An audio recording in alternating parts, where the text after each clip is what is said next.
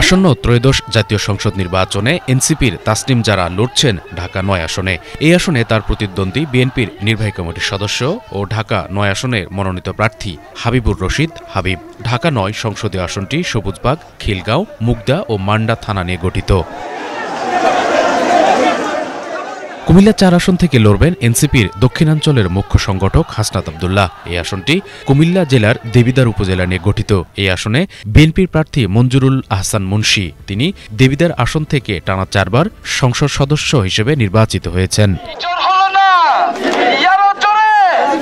এনসিপির আহ্বায়ক নাহিদ ইসলাম ঢাকা ১১ আসন থেকে শাপলাকলি প্রতীকে লড়বেন। ঢাকা ১১ আসনটি বাড্ডা, ভাটারা, রামপুরা নিয়ে গঠিত। এই আসনে বিএনপির প্রার্থী ডক্টর এম এ কাইয়ুম। ত্রয়োদশ জাতীয় সংসদ নির্বাচনে পঞ্চগড় ১ আসন থেকে লড়বেন জাতীয় নাগরিক পার্টি এনসিপির উত্তরাঞ্চলের মুখ্য সংগঠক সার্জিস আলম। এই আসনে বিএনপি থেকে লড়ছেন ব্যারিস্টার মোহাম্মদ নওশাদ জমির। জাতীয় নাগরিক পার্টি এনসিপি কর্তৃক প্রাথমিক মনোনয়নপ্রাপ্ত প্রার্থীদের তালিকা এখন ঘোষণা করছে। বুধবার সকালে বাংলা মোটর কার্যালয়ে প্রথম ধাপের ১২৫ জন দলীয় মনোনীত প্রার্থীদের নাম ঘোষণা করেছে এনসিপি।